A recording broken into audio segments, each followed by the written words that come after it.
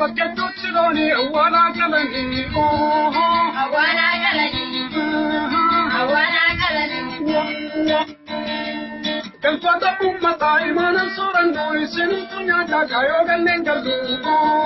kaayoo kanneen gallu kaayoo kanneen gallu seenaatiin gaafataa iji ekeera keessanitti dhiiga gosa waan dubbaata lubbuun keessan gaafata lallaffata nyaata nagaara ilma keessan isin abaara kan keessan isin alaatu maatii keessan isin alaatu abaansa waaqam lafaan kabajanii dhaloota keessan abaasa sittanii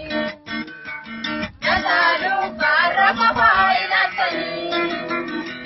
Nimatan saboromo gututani, Nimatan saboromo gututani.